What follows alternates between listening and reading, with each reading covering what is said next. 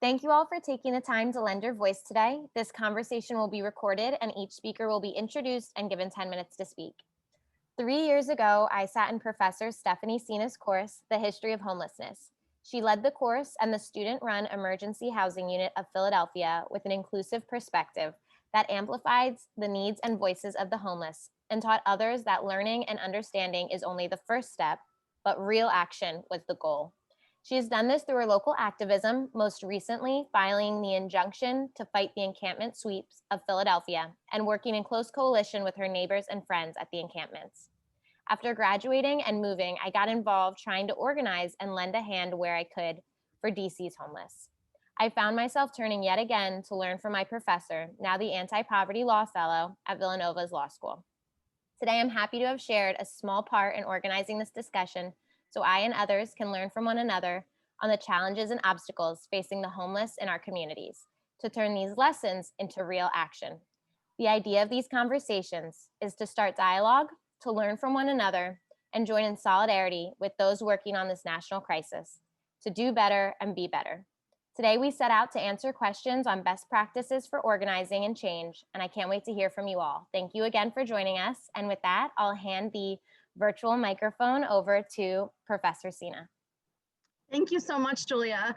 So yes, Julia was one of my students at Villanova in the Center for Peace and Justice. Did you say 3 years ago, Julia? Is that what you, okay. It feels like yesterday, although it also feels like longer than that. And I was so excited when she reached out to me to say that she's doing advocacy work in DC and wanted to hear about what was happening in Philadelphia. And we started talking about the need to have dialogue and exchange with people in various cities throughout the country who are working on similar issues of housing justice. I do think that we can learn so much from each other, from our best practices and problem solving. I think that, for example, in Philadelphia, we are struggling with our housing authority, the Philadelphia Housing Authority, but I've heard from other people, excuse me, in other cities who are having the same exact problem with their housing authority that we're having here in Philadelphia. So we're not operating in a vacuum, but sometimes it feels that way. And I think that if we can connect to people in other cities, we can really learn and grow and figure out how to do this better in our own communities. So I have a few people on the call who've helped me do that work of understanding how other cities are fighting housing injustice and how that can help us. So we have Tristia Bauman on the call right now. Tristia is a senior attorney with the National Law Center on Homelessness and Poverty and Homelessness. And I found Tristia originally when when the city of Philadelphia put eviction notices all throughout the homeless tent encampments. And I talked to one of my Villanova students and said, we should organize a lawsuit or an injunction to stop the city of Philadelphia from doing an encampment sweep.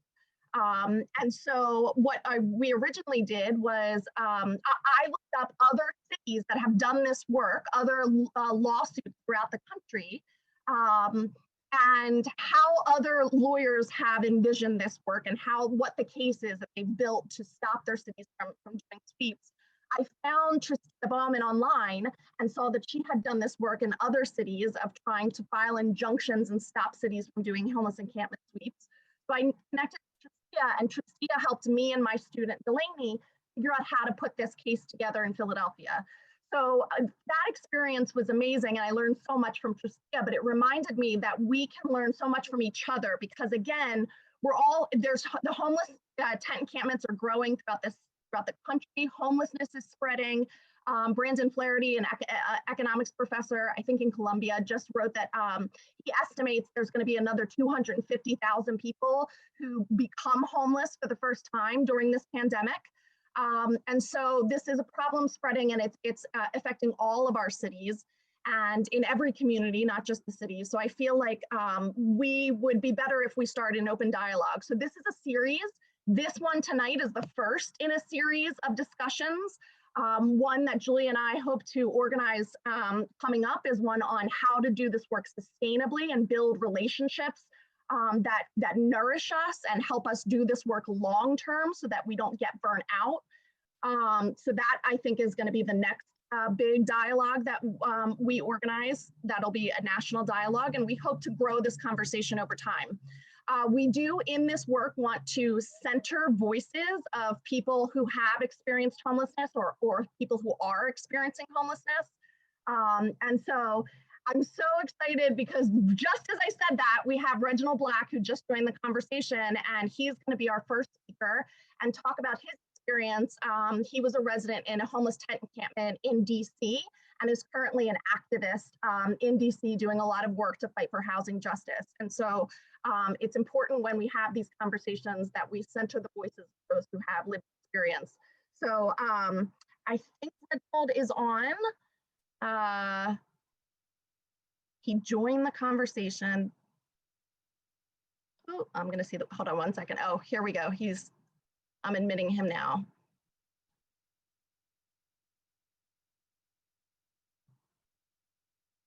Okay, while we wait for him to join, because he's joining right now, I also want to mention that I have Nikil Saval with us today.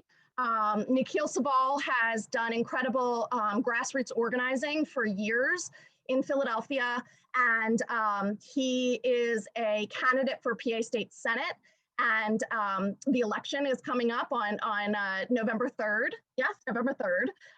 And so, although we're voting right now, so the election is here. And I'm very excited for him to be in office. And he's also the co-founder of Reclaim Philadelphia, and is very skilled at building grassroots movements, and wanted to hear a little bit about Nikil's perspective on the fight for housing justice, and especially how that fight looks in the state Senate and in the legislative halls.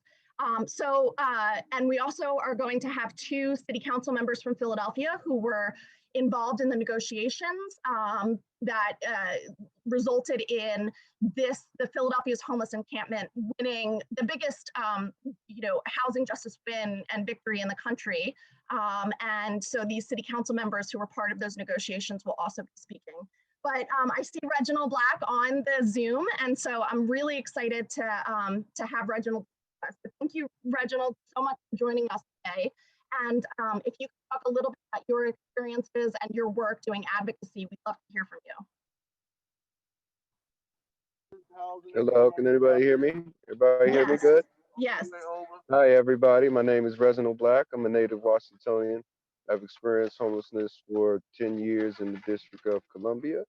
And through my experience of homelessness, I have been, just everywhere doing everything I can to bring the voice of those who are homeless, to the spaces they need to be. In a nutshell, I'm, all around advocate.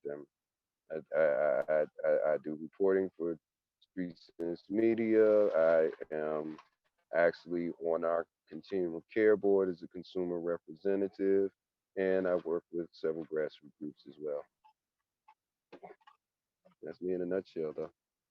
Reginald, can you tell us a little bit maybe about tips that you have for doing this work, doing advocacy work and fighting for social justice, things that you've learned in doing this work in DC?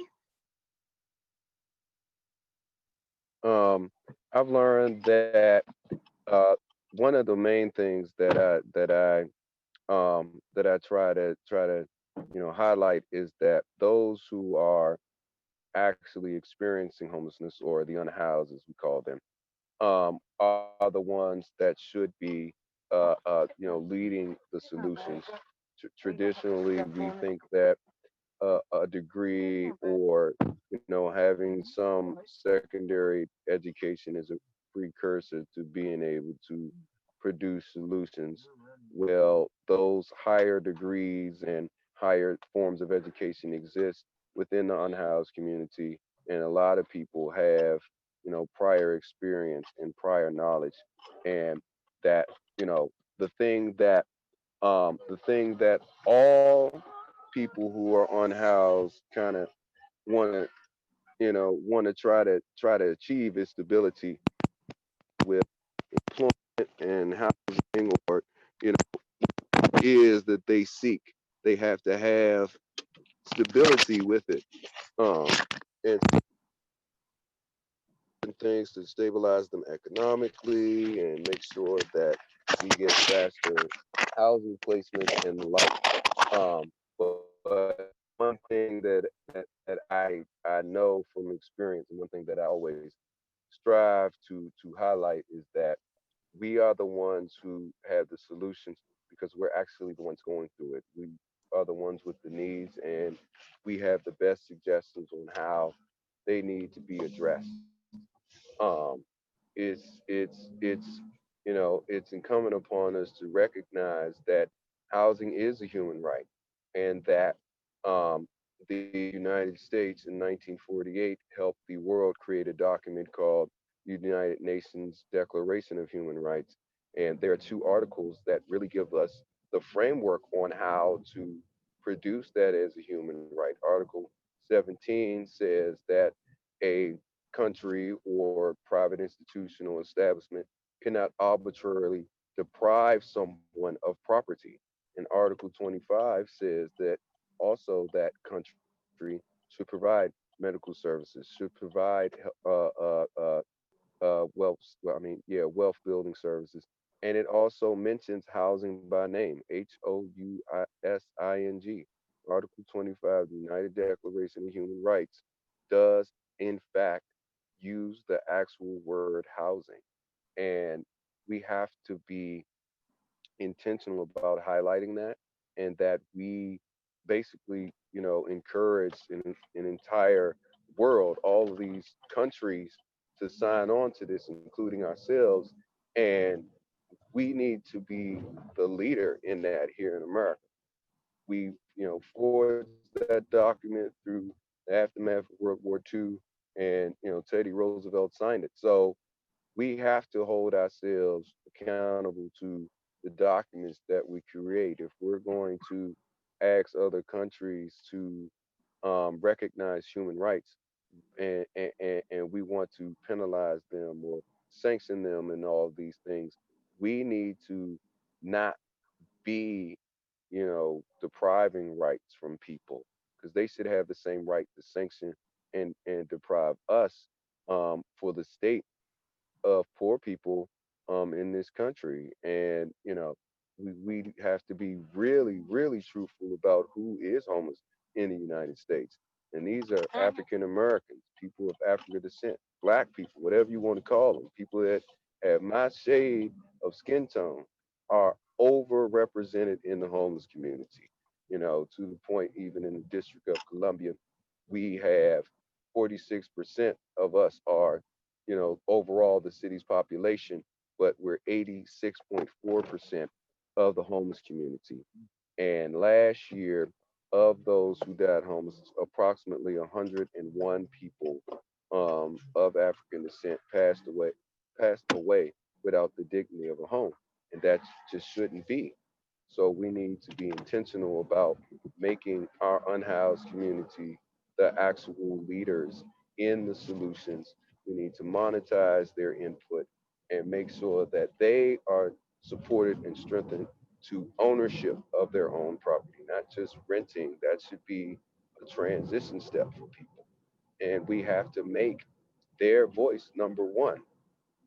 We have to make their voice number one. We have to give them the platforms, get them into the spaces that are going to empower them for their own personal development, in whatever area, whether that's mental health, substance use, or just obtaining housing, or physical health, financial health, whatever it is the unhoused community is having trouble with.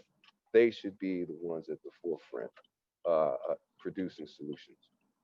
And I just have a question. Working with you on Sundays, you have formed groups that are helping the encampments now. And as a community organizer, and for others on the call who are trying to replicate that kind of activism, how did you form that group, the People for Fairness Coalition, and work with others in helping your community?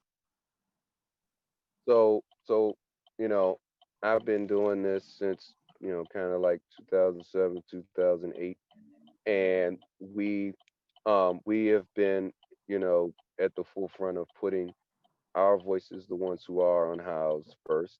At that time, I was experiencing homelessness and using my very real experience to craft talk about solutions.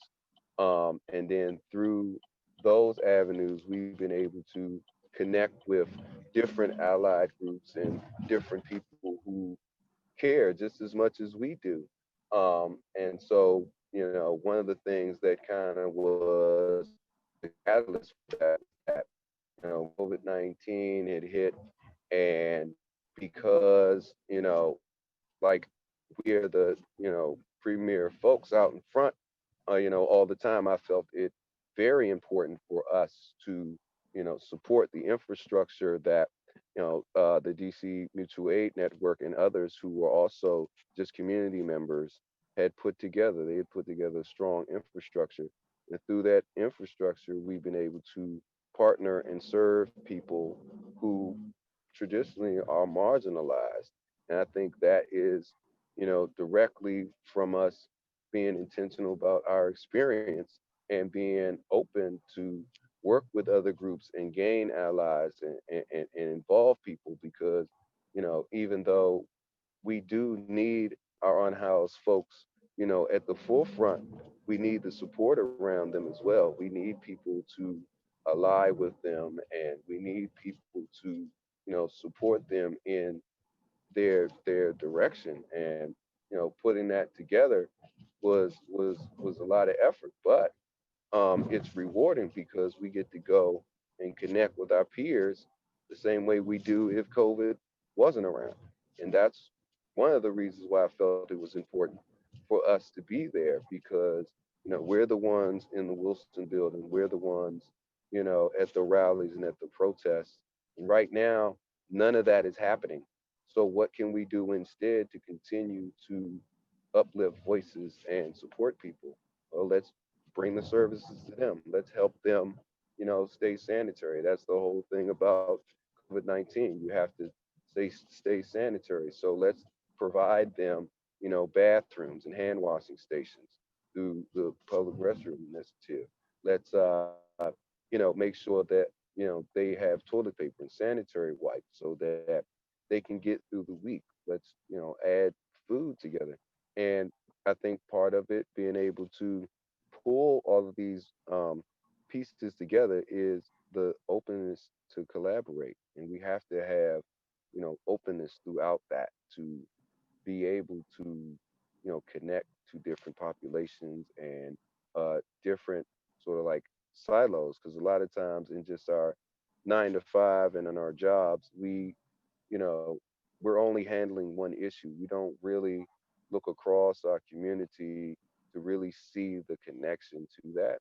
And like our COVID-19 response, I think has been, you know, influential in starting to connect these different pieces. So like, you know, I'm pretty sure someone's going to talk about that later, but like, you know, land use policies in a jurisdiction. How are you using, you know, vacant spaces? How are you having deliberations with communities about what amenities and what services are needed in the community? And, you know, we are able to bring all of these different siloed things together to show the complexity of what is going on around us and involve our peers in, you know, the spaces that they are, you know, meeting people where they are and, you know, whatever expertise they have, give them the information to be able to use that expertise to assist. And that's been, you know, just an awesome effort on everybody involved, including neighbors of the unhoused, which Julia is. You live right there, right? And you know, being able to see that and being able to connect with those neighbors even more so is essential. We have to focus in on making sure we highlight that we are all our neighbors, whether we're living in a tent or a shelter or a high rise or we got a townhouse or, you know, 5, 6, 7 bedroom single family home. We're still neighbors. We're still in the same jurisdiction. And we should be treating people Reginald, thank you so much for that. I think that two things that you said that resonated deeply with me. Everything you said resonated with me, but one is that that really the experts, the people with lived experience. I think that that's vital. And as I mentioned before, I introduced you that people who have lived experience, their voices need to be elevated and amplified.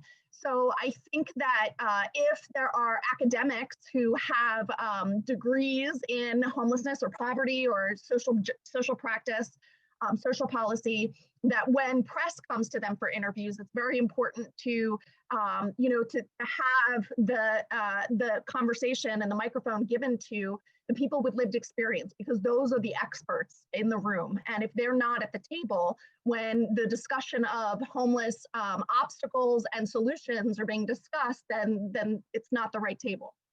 So thank you for reminding us of how important it is in not only centering the voices of people who are experiencing homelessness, but making sure that they are leading the movement, and that, that we, people who are neighbors, are not co-opting the movement or telling people with experience what is needed, that we are, doing whatever we can to assist, serve, amplify the voices of people with that experience. Also, you mentioned silos, and I think that's really important and interesting, and it's part of what motivated this conversation, is I feel that we often are doing this work in silos, and it's good to get out of those silos and to talk to people who are working on issues related to poverty and homelessness, or people who are working on this in their separate cities. I think if we have more of these connective conversations where we are bringing in wealth, knowledge, and expertise from other parts of the country, that can help us grow and figure out how we do this better in our own communities. So I'm very much a fan of getting out of our silos and talking to each other more. I'm so excited that you mentioned that, because I think that, yes, it's so valuable and important for us to break out of our silos and connect the dots between ourselves and our neighbors, ourselves and and other people working on issues of social justice. So Reginald, thank you so much. And at the end of this Zoom, we're going to have a time for question and answers. Excited for you to stay on and be part of that dialogue and discussion we're going to have. I want to now introduce Tristia Bauman, who's on the call. And Tristia, as I mentioned, is a senior attorney at the National Law Center on Poverty and Homelessness, and helped me and my student Delaney put together the injunction that was used when we, along with our supervising lawyer, Michael Huff, sued the city and tried to get the city to stop doing homeless encampment sweeps. So we originally reached out to Tristia because she had experience doing this in another city, and she helped us understand how to put this together in Philadelphia. So Tristia, thank you so much for being on the call, and was hoping you might give some of your thoughts on obstacles to doing this advocacy, or best practices, tips, or how you think having these conversations can be helpful. Sure. Thank you for inviting me. And thank you, Reginald, for starting the conversation off with a couple of really important points. Stephanie underscored that people experiencing homelessness, and this is probably always the case for people who are on the tail end of policies, are going to be in the best position to explain how those policies are harmful, ineffective. They are the experts, and they will know what needs to be done in terms of remedies. Lawyers have not, I think this is starting to change, lawyers have not always taken the appropriate role in advocacy. This is a personal opinion, but we should be supporting people who are leading the cause, and that really does have to be people who are experiencing homelessness, who are leading the efforts and helping to determine where policies need to go. Lawyers have a role in that, but it's a supportive role, not a leading role. I think we've historically tried to play a leading role, and it's produced less fruit than I think ultimately we've hoped to produce as a legal advocacy community. I do think some of that's changing. This concept of movement lawyering does seem to be taking root, which is great. A little bit of context for those who might benefit from it. So we're now the National Homelessness Law Center because our name was too long before. We're based in Washington, D.C.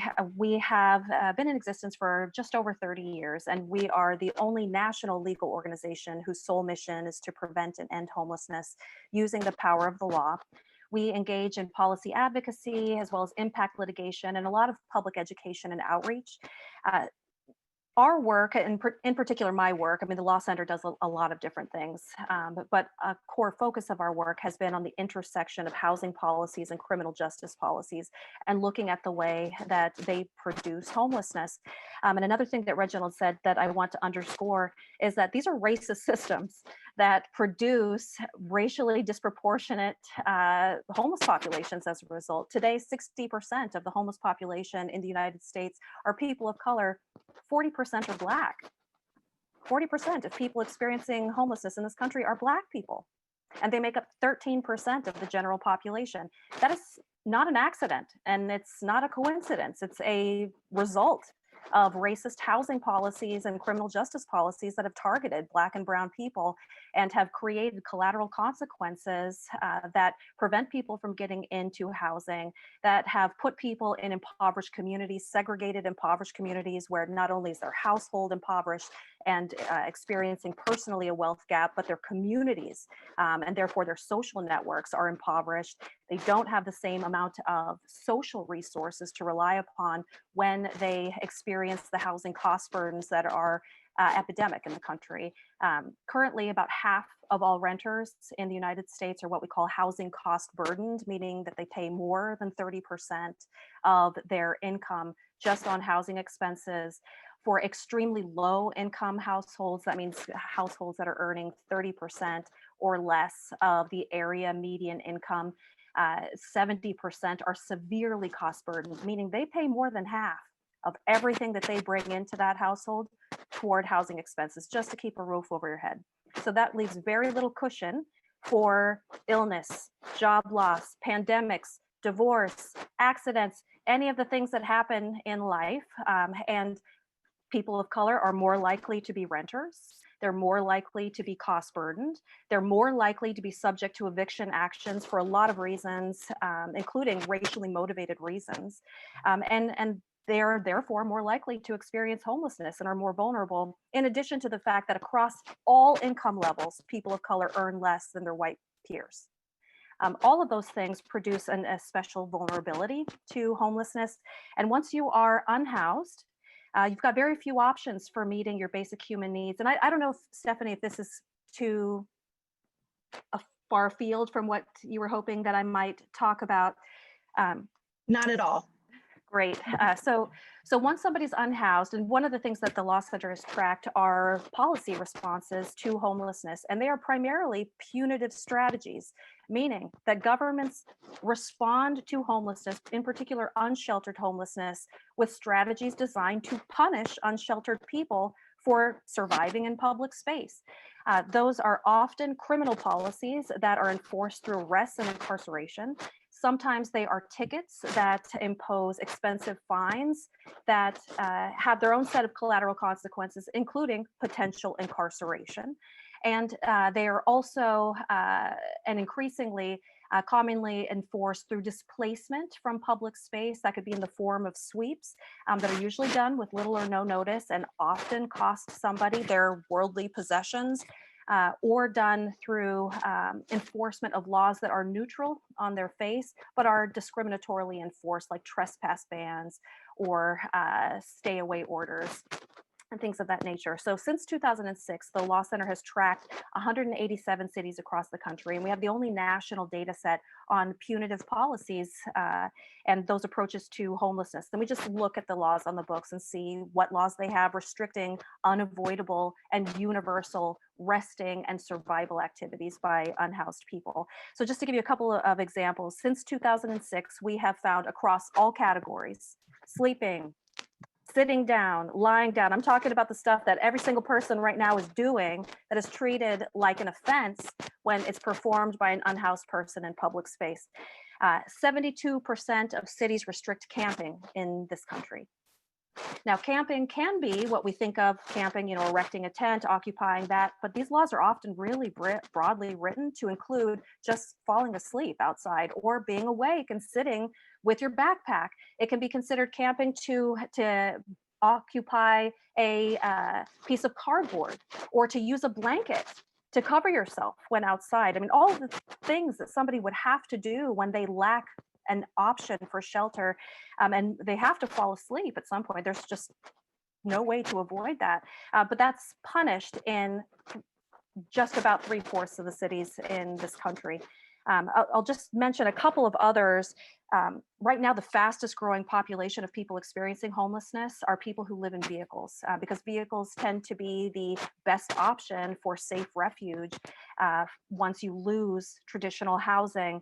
That is the fastest growing category of restriction. About half of all cities in the United States have some form of restriction on living in vehicles.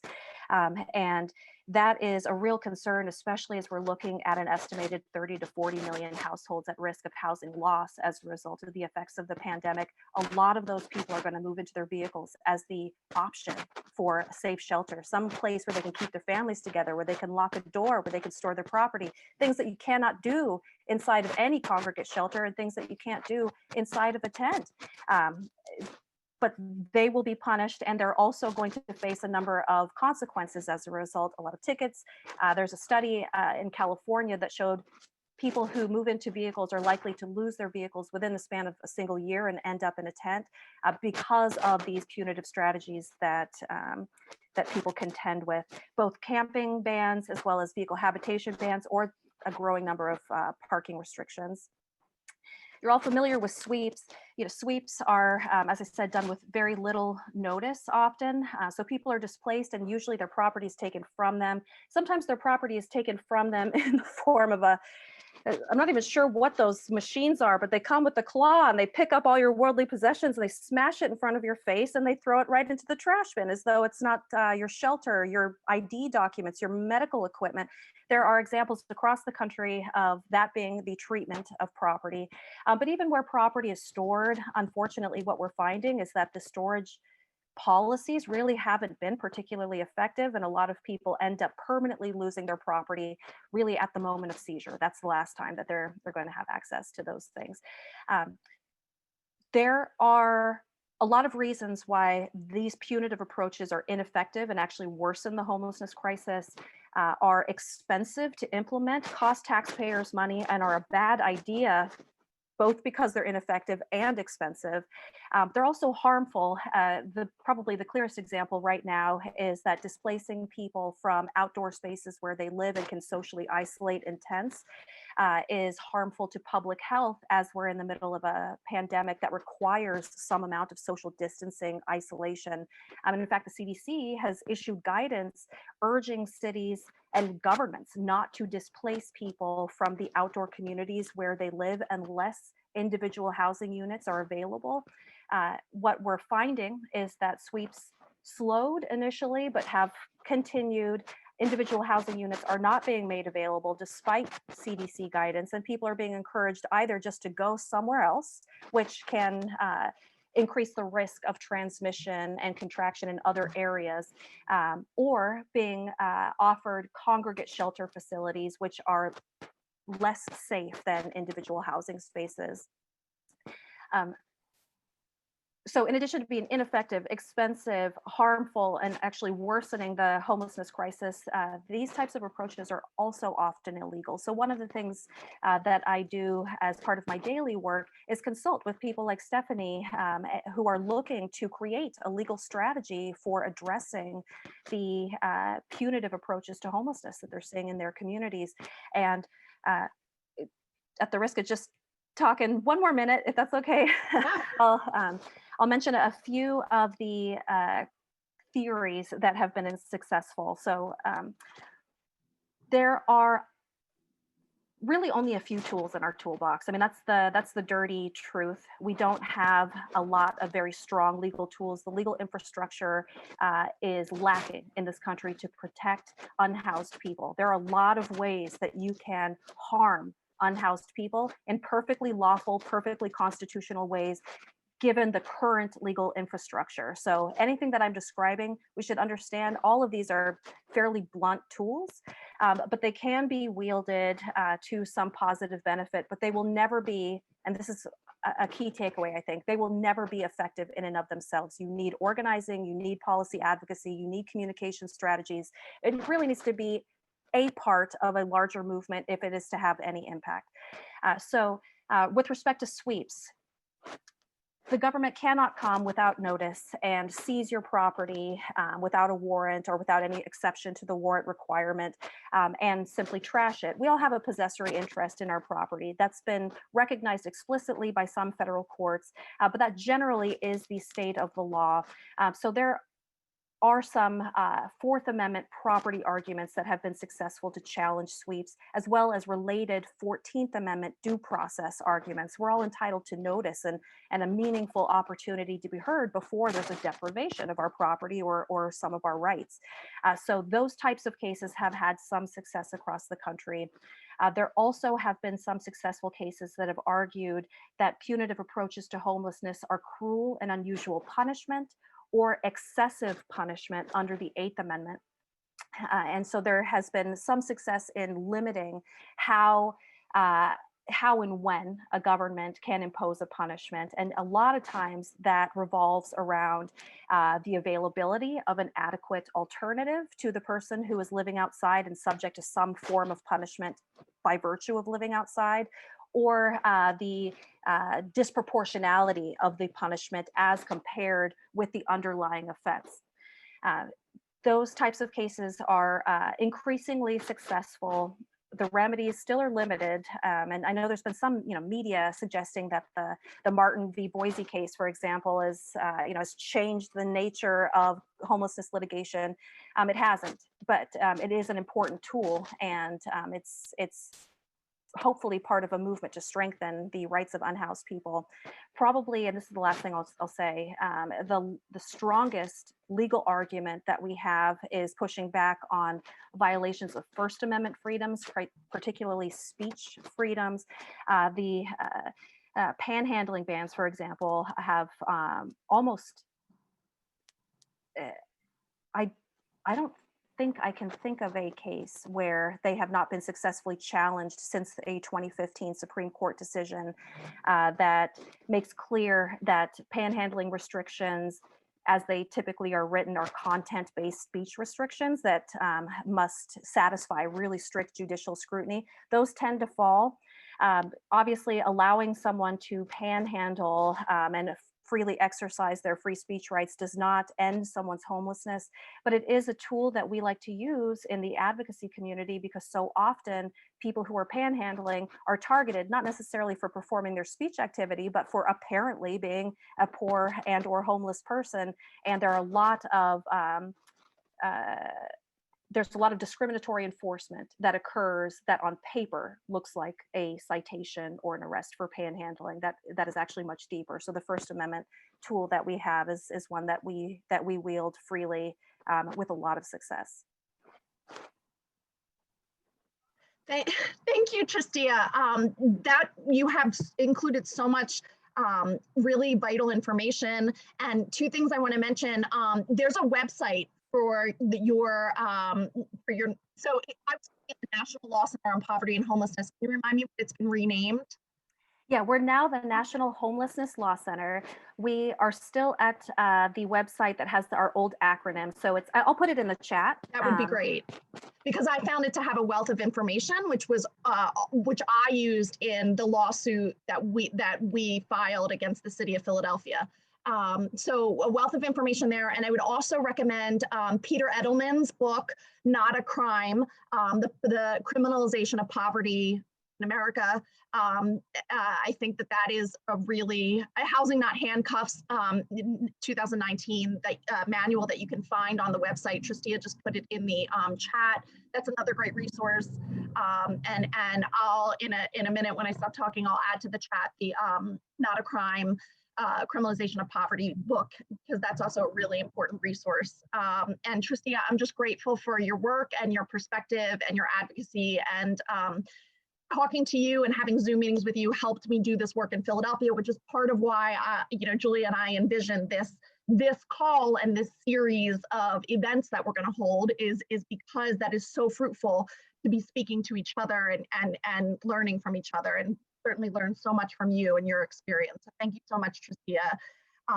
And I also I want to right now, if everyone is okay with this, introduce Latasha, who just joined the call, and if Latasha doesn't mind speaking, I think that when we talk about centering voices of people experiencing homelessness, that is very important.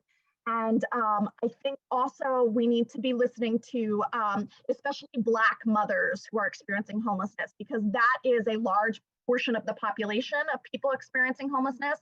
Are people who are in families, mostly Black mothers, and who are having an especially difficult time kind of figuring out the system and getting housed. And so, Latasha, if you might be able to speak for a few minutes about your experiences, and really, I know that you struggled a lot with systems in Philadelphia that were meant and designed to help people experiencing homelessness, but actually created more stress and trauma for you and your children.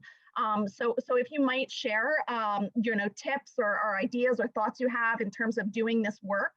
And also, I know that you recently moved, and curious if where you live now is managing, if the homeless situation is any better or worse where you are now than when you were in Philadelphia.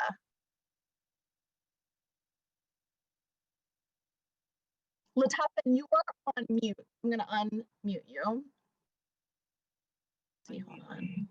Oh, you're good. Okay. Hi, Latasha. All right. How you doing? Good. Okay.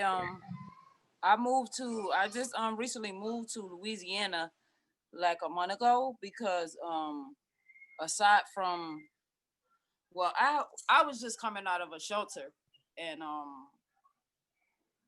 when I got help to get the house that I have in Philadelphia, I still was like under DHS. It took them a long time to like get me off.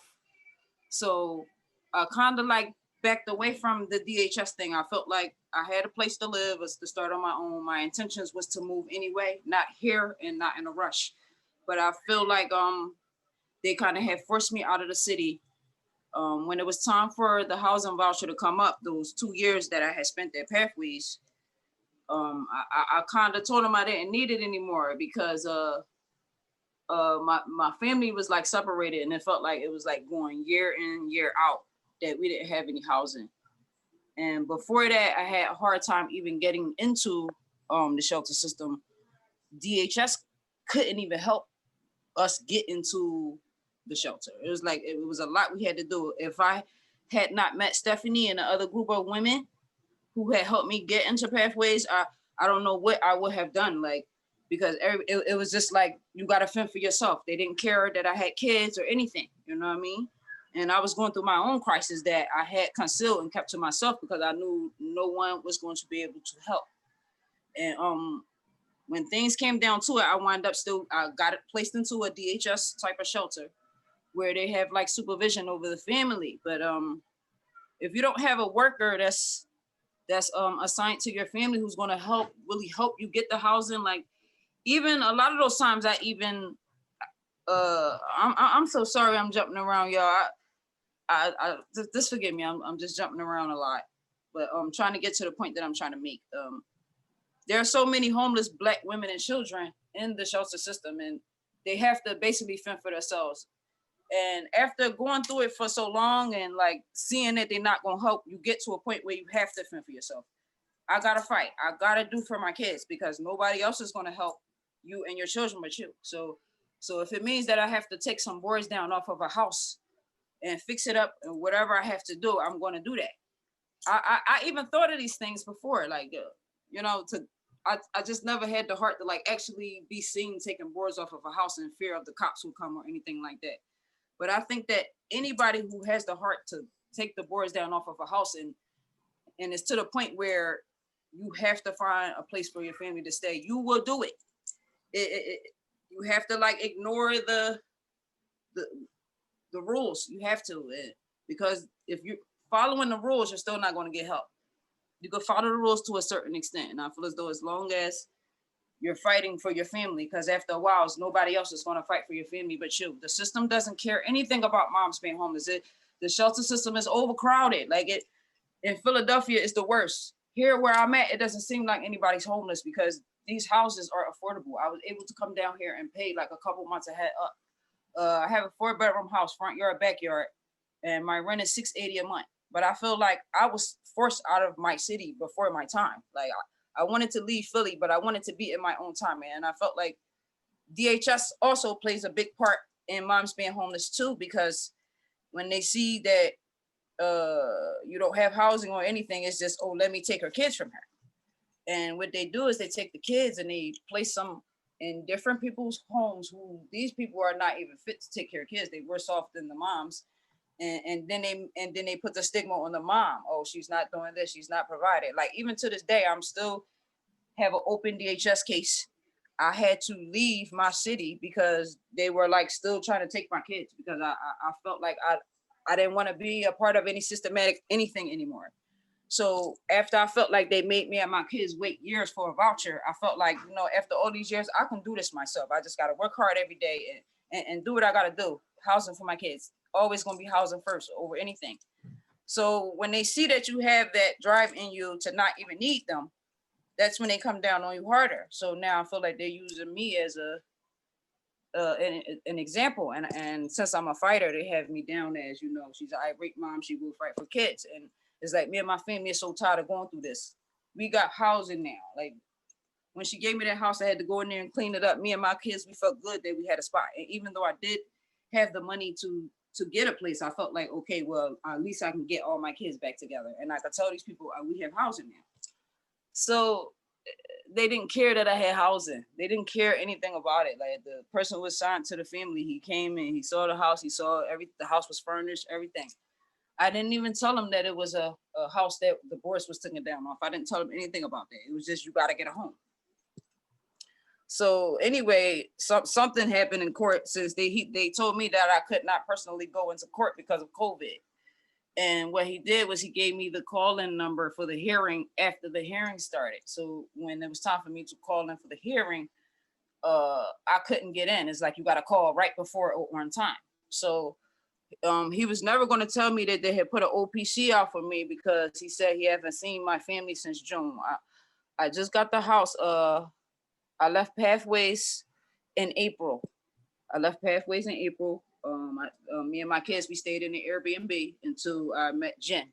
And I met her through a friend of mine who does like revolutionary work, helping moms who are homeless and stuff like that. So when I met Jen, I was ready to give her the money and everything. And she's like, no, you just might have to do some cleaning. So when I went there, the house was horrible. It was like, it was like I was almost going to turn it down, but I was so desperate for a dag. All my kids were separated, scattered all around. They was too old to be with me here. These kids were too old to be with us. So it was like I had the younger ones, and we had a hard time trying to be together around COVID.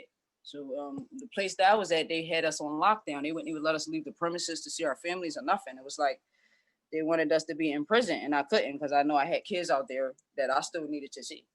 So, you know, I wound up leaving that place on my own. You know what I mean? I had a full-time job there as a resident cook. I had my reputation is very well, but I left on my own. Like I couldn't just leave my other children out on the streets during COVID, knowing that they didn't even have a home. You know what I'm saying? So I wound up turning down the voucher for the PHA because I felt like I didn't want any systematic housing. I don't want to have a home to where I got to have people watching me and you dictate to me how I'm supposed to live with my family. And if I'm not doing it that way, you're going to take the house from me. I didn't want to put myself or my kids in that type of position. So I told them I didn't want that. So I think the courts is mad about that too. My fight has always been housing. It's always been housing since I've had children, but I was as many times as I have had to go into a shelter in Philly, I've always had a job and I always was able to get my own crib and move out. I never stayed there long enough to get housing. One time I actually waited for the housing. It took me about 3 years to get it. I had to stay in a transitional shelter program for 3 years. I got the housing, but when I got there, it was like a prison. It's like I couldn't live. So I wound up getting a job and getting my own place outside of it. So I know me and my revolutionary spirit and my warrior spirit as a mom, I just can't live nowhere to where you're dictating to where you can pull housing away from me and my children, because I feel like I'm here, but I'm not safe. Even the house in Philadelphia, me and my kids make that place look like a whole palace. Like, and we know the risk. We know that anybody could come and take it from us, you know. But it was just the fact that we had a crib and we was together, and this is where we're going to stay until we leave Philly. So I feel like Philly in itself has a bad energy as far as towards mothers, and I'm not even going to make a color thing or a race thing, but there's more Black mothers in the system than any other race I've ever seen. It's just like a present day slave auction. Is a present day system of them designing to keep the Black family structure apart anyway. And there are so many people in that court system that are willing to help the Black moms, but they won't. They're going to keep their mouth shut because of their jobs. I've had lawyers tell me they really want to help me, but they don't want to lose their job. I've had the lawyer I have now, he's a great guy. He's a really, really a great guy. And he was the one who called me and warned me that I need to leave because they're going to come take my kids, because the pool worker was saying he didn't know I had housing. So I'm like, what are you doing, man? I'm trying to get out of your system. And me staying in DHS system means that I have to have them dictating and dragging me in and out of court to prove to them that I'm mother enough to keep my kids and that I can keep housing for them. But they actually push you into homelessness. And if I get into that, it would take me so long to finish. Like, so to cut everything short, like I have a home in Philly and I shouldn't not have had to be chased away because DHS wants to make this like I don't have housing for my kids. They have never came to check on us. I spent like that whole time at Pathways. I think I see my co-worker maybe 3 times. So me having to leave Philly and not being able to help Jen out and everything, and the team that she had, like, I know so many people who need their help, and it's like I was forced away. And I feel like if I would have stayed, I would probably want to be in prison or homeless, and I don't want that to happen. I don't, even with the risk of me not knowing what's going to be up with this house, if I'm going to be able to keep this house. I hope I can keep this house, but like right now, the house is just in Philly. You know, my older kids, the ones that are over 18, they're not in DHS, so they can go and they can, you know, be at the house, but everybody's here. So it's like a back and forth trip to Louisiana. But it's calm down here. It's nice weather. It's beautiful. I can do my art here. It's like so many arts. I live not too far away from New Orleans, and I just don't see any homelessness. They do have like housing programs that you could sign up for, like Section 8 and everything, but I just don't want to do the systematic housing thing. I feel like I'll just work and grind and just make sure me and my kids are never homeless again. But if it was offered to me and I felt like it wasn't I can take your house from you any moment type of thing, I would participate. But I'm at the point now where it's been years. It's been like I'm gonna count probably 5 years. I don't know.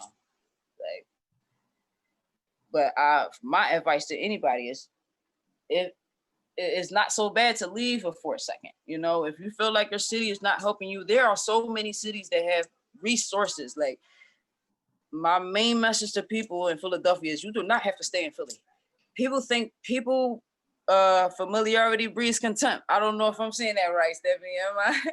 You are, Latasha. Philadelphia to me is a box within itself.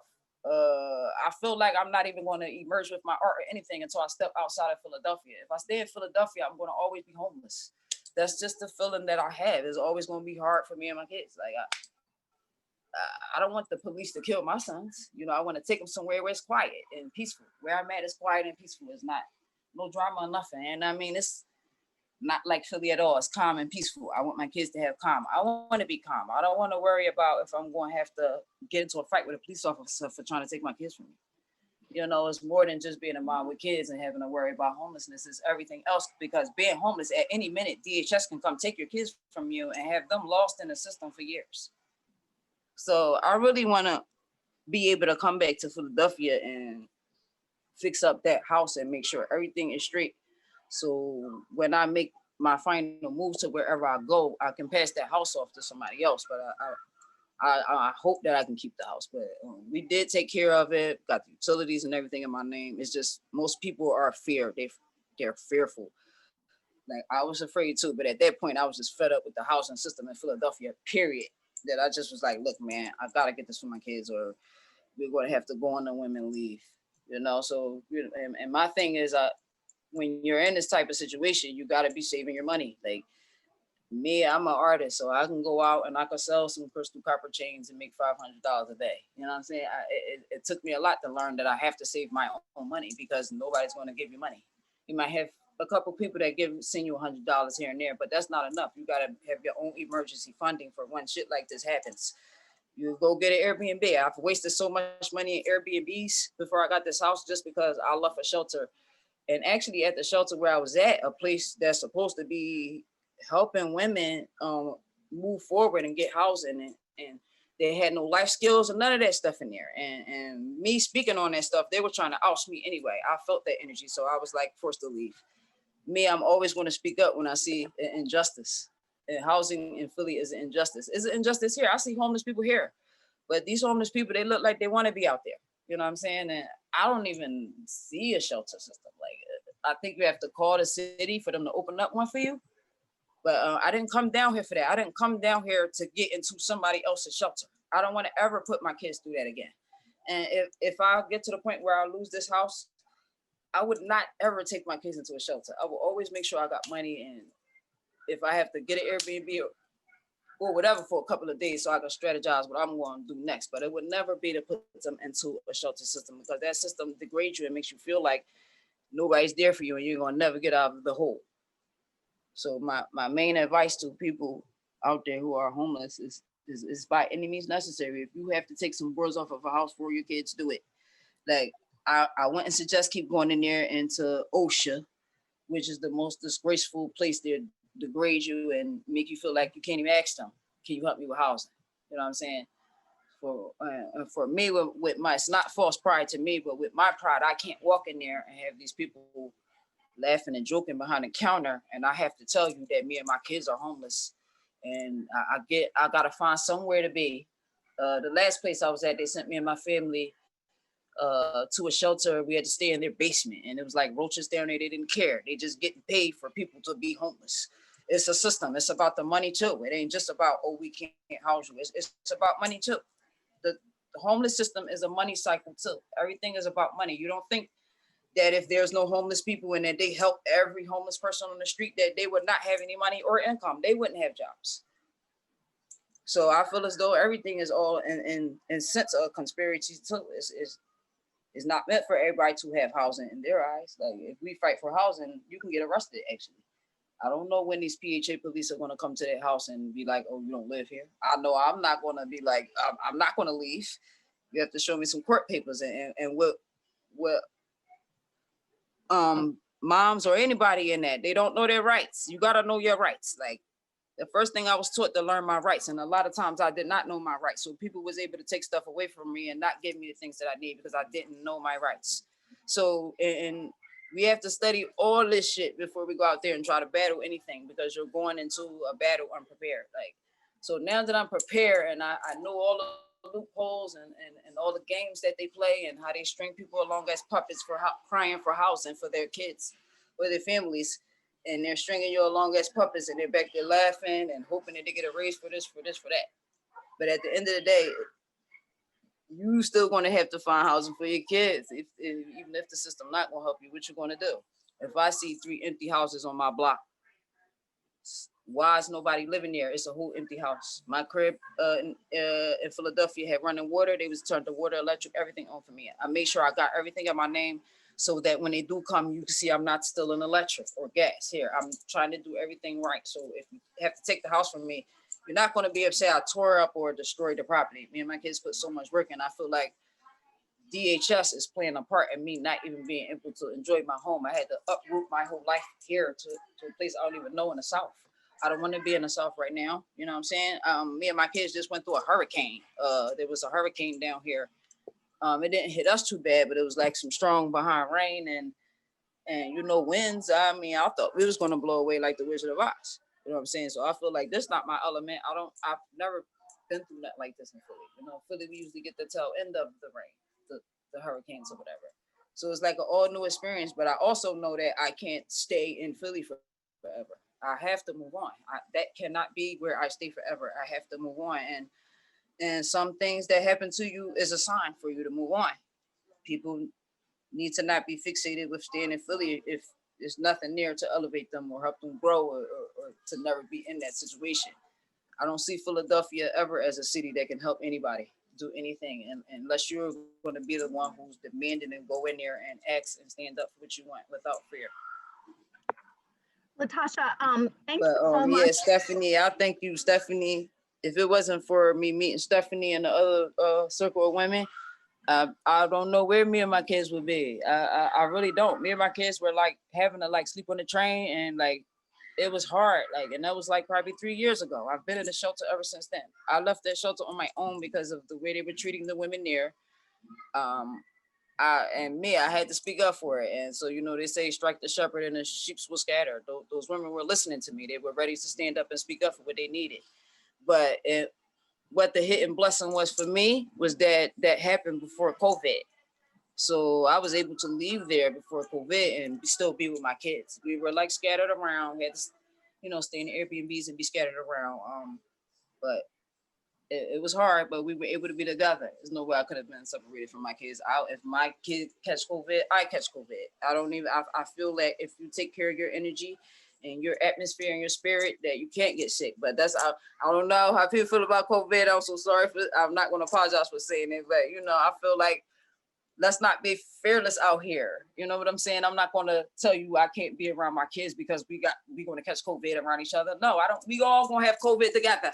We all in here with COVID. You know what I'm saying? That's me. I'm not going to let that separate me from my kids. Latasha, so Latasha and I have had a lot of experiences together and have grown pretty close. I want to mention that Latasha's children are incredibly, they're amazing children, and they're incredibly close knit. And so, and Latasha is an incredibly strong-willed person, a revolutionary spirit. I think her kids get that from her. Yes, I am.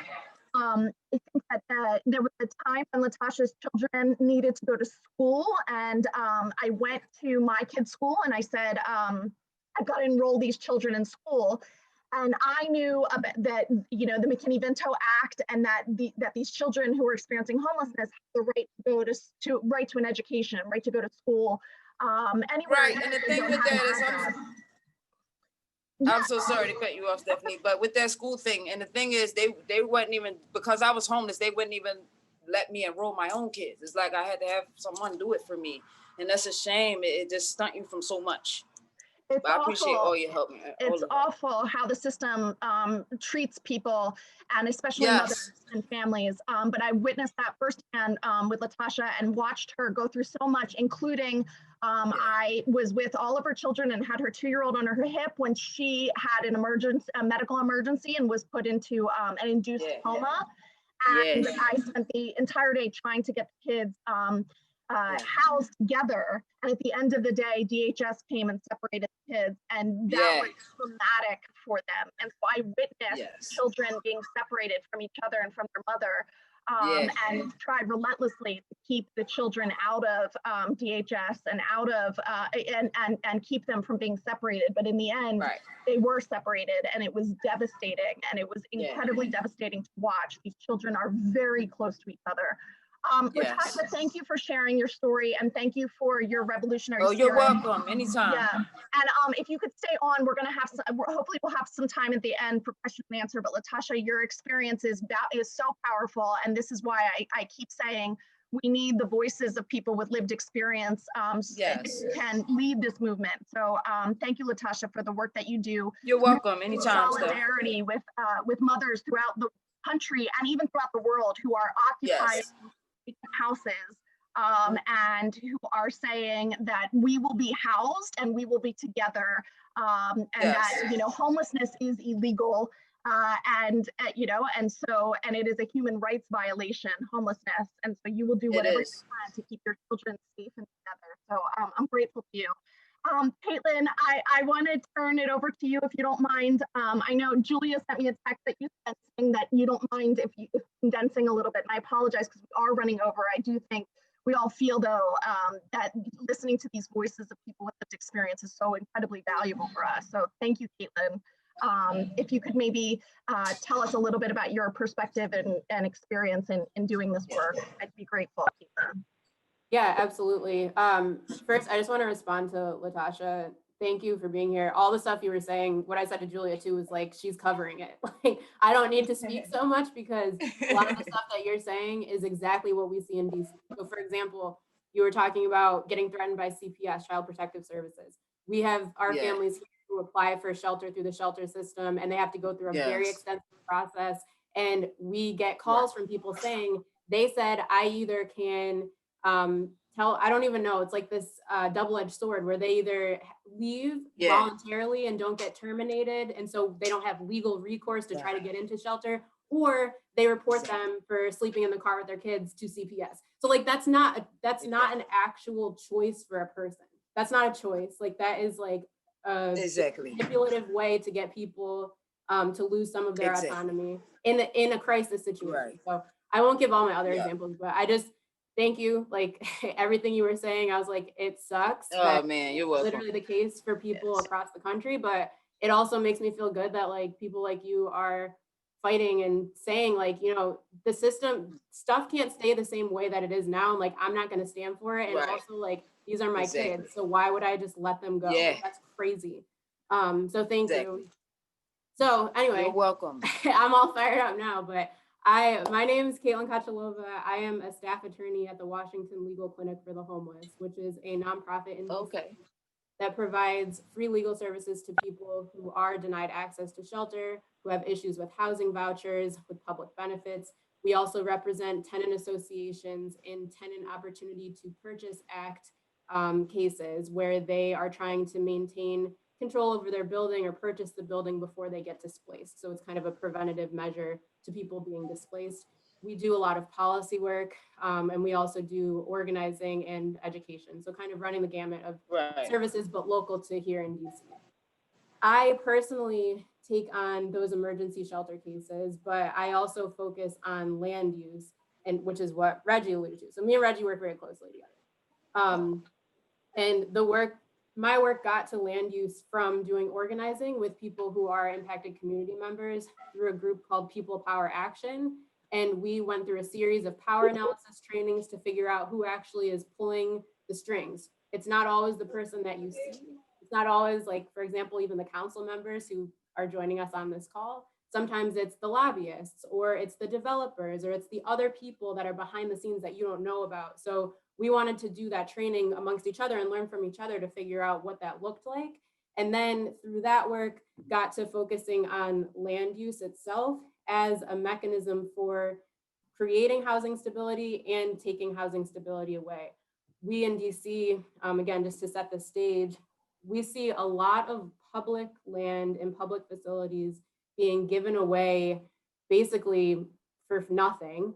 To build luxury apartment units, to build luxury exclusionary spaces that are not accessible to the everyday person. Even people with vouchers oftentimes are excluded from accessing these units. So again, to Latasha's point, into something that Reggie raised, one of the things that I was looking at just as a person, like this isn't even as an attorney, this is just as a person, like COVID hits, we know that people can't be in congregate settings. What's going to be the solution for that? If we just take a step back, pretend you have X-ray vision, there's not ownership rights. Like it's not a thing. Like this is just a hypothetical situation, but we know that there's empty space. There's a lot of empty space. There's dorm rooms that are empty. There's apartment units that are empty. There's houses that are empty. We need to be able to put people in separate locations. So why aren't we examining all of our entire stock of this space and then figuring out ways to get people into that? Like that's not what happened. That's not what we saw. But communities did see that. And so it led to community members pushing for a reevaluation of that space, of policies that maybe don't go far enough to actually protect folks and to hold developers and landowners and owners of these properties accountable for that. And so, yeah, so I'll get into that in a second when I talk about solutions that people have come up with. But another thing I just wanted to raise is in DC specifically, DC is kind of heralded for being on the forefront of tenant rights and on the forefront of even access to shelter for people experiencing homelessness. We're one of very few jurisdictions with an actual legal right to shelter, but only during hypothermic and hyperthermic conditions. So extreme weather conditions, people have a right to shelter. We have that Tenant Opportunity to Purchase Act law, which provides a legal mechanism for tenants to actually partner with another person or another company, purchase their building themselves and stay there. And every time I've been on panels nationally, people want to talk about that because that's something that they may be trying to do. We also have a comprehensive plan, which many jurisdictions have, but this goes back to the land use discussion, in which this is a plan that's supposed to set the stage for what development looks like across a certain amount of time. And it's supposed to be deliberate so that we're not just putting things up willy-nilly and it causes chaos or it causes infrastructure to crumble. It's a way that's actually intentional, deliberate, and allows for community feedback. And the comprehensive plan that we have is currently going through an amendment cycle, but before it was really based in the community, and communities have used that to protect themselves and fight back.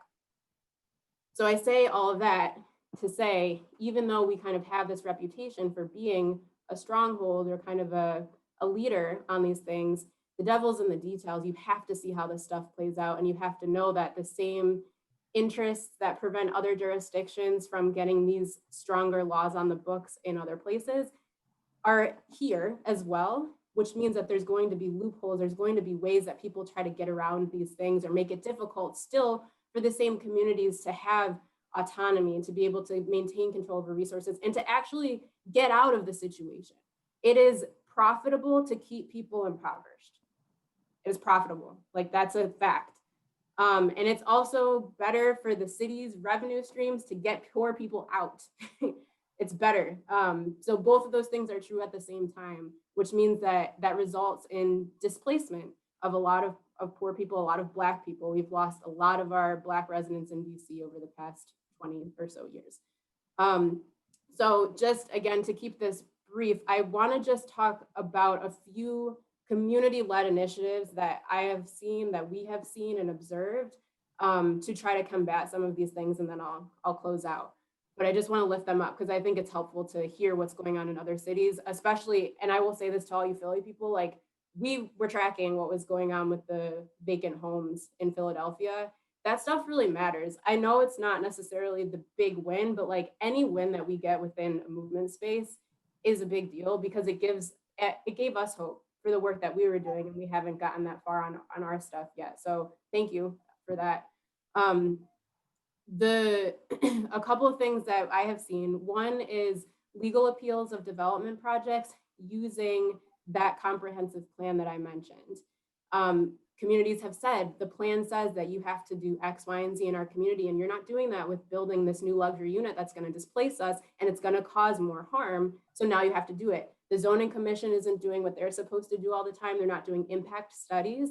So those are the appeals. It's getting appealed up to a higher court. Unfortunately, the city and developers, many people in the city, the mayor, especially in the Office of Planning, has said, we got to get rid of these appeals because it's holding back the production of affordable housing. But it's tweaking a narrative in a way that is distorting it, because that's not actually real. It's not NIMBYs for the most part. It's actually communities who want to stay, who are knowing that they're not going to be able to stay if they don't fight back. So that's one thing. We've seen legal appeals of zoning cases. We've also seen one of the attorneys that does that work, our Aristotle Teresa, has a big gentrification case that if it's won, will be a big deal. It's about I'm raising this because I want people to look into it. It was saying that the way that DC has been planning for a certain demographic of people and pushing out another demographic of people. And so that is implicit in the way that DC does its planning, and that's a really big lawsuit for people to look into. There's also this vacant to virus reduction plan that Reggie kind of alluded to, which is the idea that we have these vacant units, people should have access to them now, holding the city accountable for developing luxury units, giving tax dollars to that, and then just letting them stay empty. And we also have some public housing residents who are seeking to stay in their public housing, but also to gain equity and become part of the process in that redevelopment, because we know public housing is all being privatized, which people are fighting against. but they want to just be part of that process. So I will stop there, but my main takeaway, I guess, is that obviously we do need to listen to communities. I see my role, same as other people have said as an attorney, as using whatever skills I have to try to make that stuff work. Like, that's how I see it. At the legal clinic, we've been doing that. We track encampment cleanups. We've been pushing back against encampments too, and just, making sure that we are not complicit in what's going on in the city, and we're really fighting back and making known that it's not okay. And these are deliberate choices. It's not a natural thing that's happening in our city. Thank you so much, Caitlin. That was amazing, and I'm grateful for the work that you do. What you said resonated deeply with me, and it reminds me of something I tell my students all the time, which is that poverty is a robbery, and there are people who are benefiting from it. And so that is key. I kind of heard Latasha talking about this a little bit, about, that homelessness is creating, jobs for the service providers, but really there's an industry around it. And there are people who are benefiting from other people being homeless and in poverty. And I talk to my students, especially when it comes to journalism. When I talk to the media, I explain that that poverty research, poverty media needs to be investigative. That we need to understand who is profiting from other people being houseless, from other people being in poverty, because there are people profiting. And if we're going to solve it, we have to understand who is profiting and how we can stop people profiting off of other suffering. But I drill that into my students' heads over and over again, that poverty is a robbery. And so I'm grateful for the work you do to and the advocacy you're involved in. It's amazing. Tristia put a comment in the chat. So if you look at that, Caitlin, she's curious about the case law that you were mentioning. So, and I'm excited to connect Tristia and Caitlin together with each other after this Zoom. So I know we're running a little bit behind, but I do want to hear from Nikil and Jamie, we had also Councilmember Brooks, Kendra Brooks, but she had to jump off. So if we could hear from Nikil and Councilmember Jamie Gauthier, who is Philadelphia Council member for West Philadelphia. I think that these are two people who have been incredibly engaged in work to kind of right the problems in the system.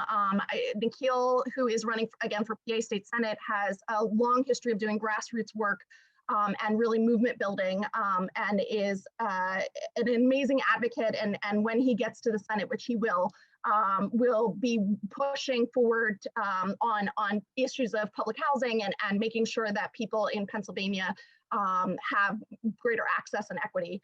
So I'm really excited about Nikil and his progressive work in the state Senate that he's going to start. And Jamie also is an advocate and has worked, was in the room working on the negotiations and really partnering with people in the encampments to make sure that those voices were heard and that equity and justice was served. So really incredibly grateful to count Nikil and Jamie as my allies in this work, and they're incredible. So Nikil, if you don't mind just talking for a little bit about your work and maybe best practices or problem solving, or what you see we can do collectively throughout the country like these issues. Sure. Yeah. Thank you so much, Stephanie. Thank you to all the speakers. I'm really honored and grateful to be here, especially the testimony and sort of just from Latasha and Reggie and the cases that Caitlin and Tristia were speaking about. I think it was Latasha who said that she calls out injustice where she sees it, in housing in Philadelphia is injustice.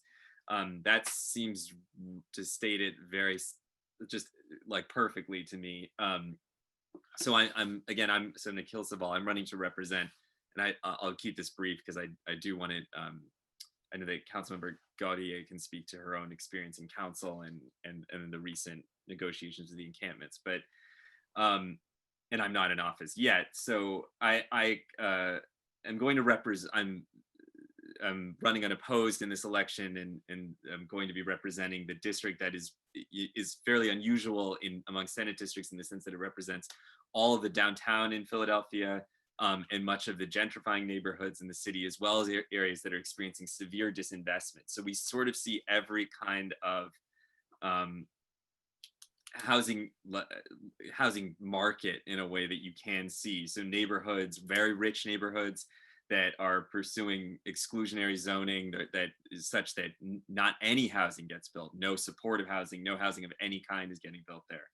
There are neighborhoods that are in the throes of pretty heavy gentrification, and neighborhoods that have suffered generational disinvestment, such as Kensington, which is experiencing both in some ways, heavy gentrification pressure and development pressure, as well as, I mean, just being one of the centers of drug dependency and opioid dependency in our city. So there's just a lot that the district represents, at the same time that it receives tons of investment. Just none of that goes to affordable housing production. Millions and $1 billion over the last 12 years has gone in state grant money, largely to commercial real estate and luxury hotel development in the district. Only a few $1 million to affordable housing construction, where there's incredible housing pressure.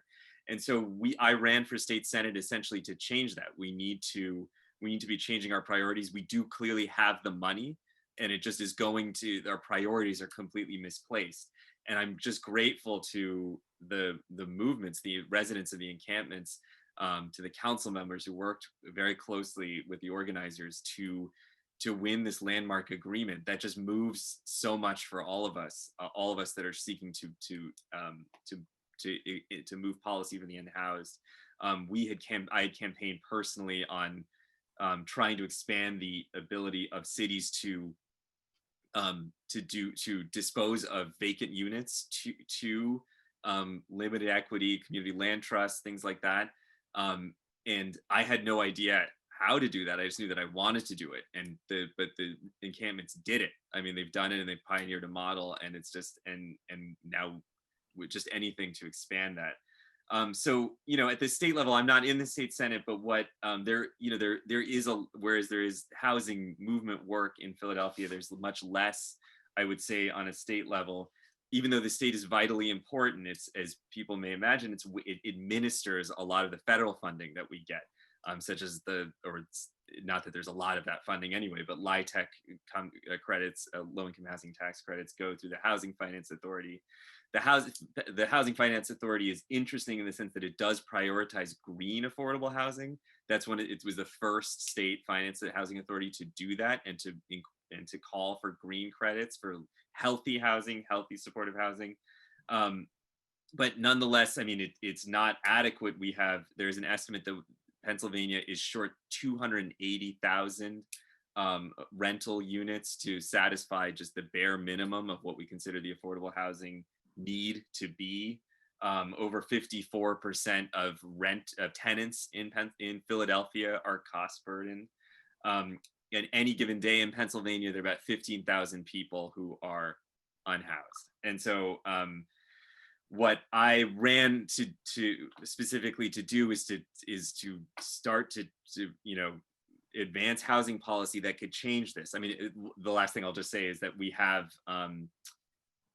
we need more pressure on the state government. Our governor recently declined to renew the ban on the eviction moratorium at our state level, claiming that he did not have the legal authority, something that was questioned by a lot of legal housing experts. I think it was more like a political decision than a legal one. So there's clearly just need to change what the pressure on the state government. And so what we ran on and what we hope to do is to expand some of the efforts that the encampments have pioneered in our city, to expand the use of community land trusts, to expand the way that vacant properties are disposed of. There are 25,000 vacant homes in Philadelphia. We estimate provide housing for about 125,000 people.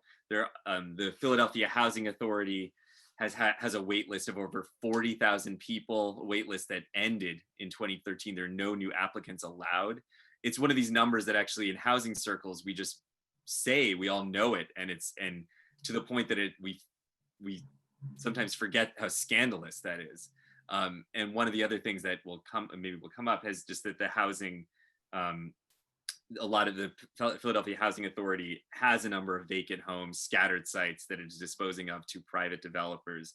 So the state also has some role to play in the charter that creates this housing authority. So it's unclear to me, not being there yet, but we're trying to explore what we can do to advance our housing goals because we do have some relationship to the housing authority at a state level. Personally want to also enact statewide renters' rights, rent stabilization or control, right to counsel in the case of eviction. We have a huge eviction crisis here in Philadelphia, as well as just cause for eviction. And we want to just dramatically expand the number of units that our state is producing, whether that's through community land trust disposing of vacant properties or just sheer grant dollars being spent on building that.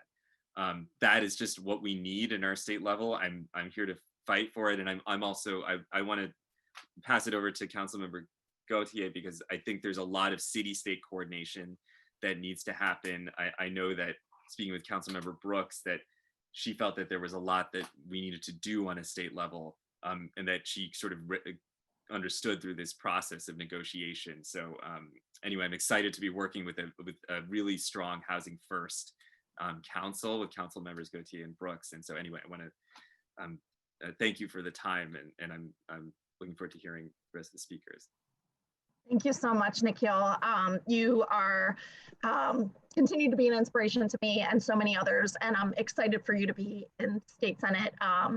And even when you win, which you will, you're running unopposed, I'm going to keep the Saval for All sign that I have in my window. I'll keep it there forever. But thank you so much, Nikil. And Councilmember Gauthier, thank you also. I got a text from somebody who's on this Zoom who just wrote me, Jamie Gauthier is the GOAT.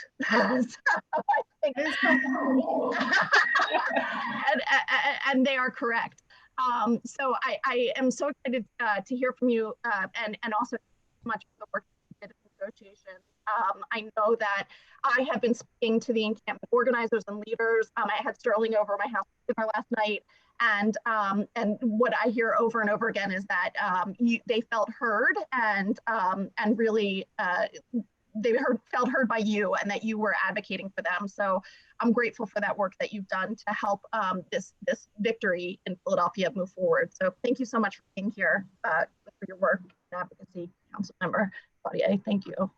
Thank you so much. Good evening, everyone. Can you hear me? Yes. Okay, I heard a weird echo. Again, my name is Councilmember Jamie Gauthier. I represent the 3rd District, which includes much of West and Southwest Philadelphia. And I'm also the chair of Council's Housing and Homelessness Committee.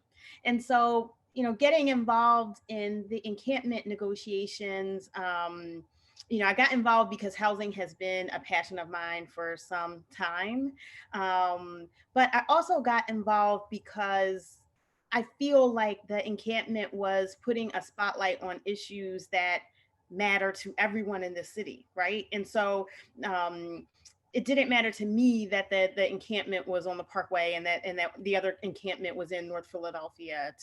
I know that my constituents are dealing with these issues. And so I felt like, you know, if we could work together in a different way than what was being proposed, and what was being proposed was aggressive use of force. But I felt like if we could work together and really figure out a solution that could work for people, that hopefully it will have meaning for the people in my district, but also people across the city. And so I was actually honored to be a part of it. And I'm amazingly proud of the organizers for reaching such a historic agreement. And I'm also glad that they've put this spotlight on, you know, Philadelphia needing to operate much differently. I'm glad they've put this spotlight on, you know, the housing conditions that we are and are not offering to people, right? I've been listening to some of the folks on the call, like Latasha, speak about what it's like to be in the shelter system. We need to fix that. We need to house people with dignity, right? And I'm also glad that they put a spotlight on how crazy it is that we have all of this publicly owned vacant property that we're not using to house people. And so for me, it was a fight that needed to be had. In the third district where I represent, we have a lot of assets. We have most of the city's medical and educational institutions. We have 100,000 jobs in University City alone. But at the same time, 36% of the people who live here live in poverty, and that was before COVID, right? And so my agenda has always been about making sure that we're connecting everyone, particularly Black and Brown folks, to the opportunity that exists here. And the reason that housing rises to the top for me is because I firmly believe that you have to have safe, accessible housing to have a good quality of life and to have a place from which to build. I actually commissioned a study of housing in my district to get a better sense of what I needed to be doing from a policy perspective. And what the study told me is that things are even worse than what I thought, right? The 43% of the people or of the households in the district pay too much on housing and are cost burdened. 85% of those people earn less than $35,000 a year. 70% of those people earn less than $20,000 a year. And a recent study by Pew showed that West and Southwest Philadelphia have the highest percentages of cost burdened households in the entire city. And when you look across the district at what the rent gap is for cost burdened renters not to be cost burdened anymore, is $16 million a month. So the housing that we have is way above the means of the people who live here. And so that's why I focus so much in housing on my agenda. In terms of some of the policy things that I'm working on, I really, really want Philadelphia to have mandatory inclusionary zoning. I really firmly believe that, no matter what income level you're at, you have the right to live in an amenity-rich neighborhood with quality housing and parks and grocery stores and good schools and jobs, right? But what I see happening in my district is that, these neighborhoods are being cordoned off for people who are wealthy or who have a high level of income, because we're letting developers decide whether we're going to have affordable neighborhoods, right? And so I'm trying to put forward policy that mandates that developers, when they are building at a particular scale, they have to include affordable housing. I do not think that should be something that they can decide. And I should say that Councilmember Quinones Sanchez, she was the council member that put forth the voluntary inclusionary zoning that we have, and it's generated millions of dollars for affordable housing to be built in the city, but it's only generated 4 units. And so I think at this point, we have to move even further and mandate that affordable housing be built. I also think that we have to focus on the preservation of affordable housing. There are about 8,000 subsidized housing units in my district between PHA, low-income housing tax credit developments, and housing choice voucher holders. However, what a lot of people don't know is that these units are not permanently affordable. Hundreds of those units have just single-digit years of affordability left.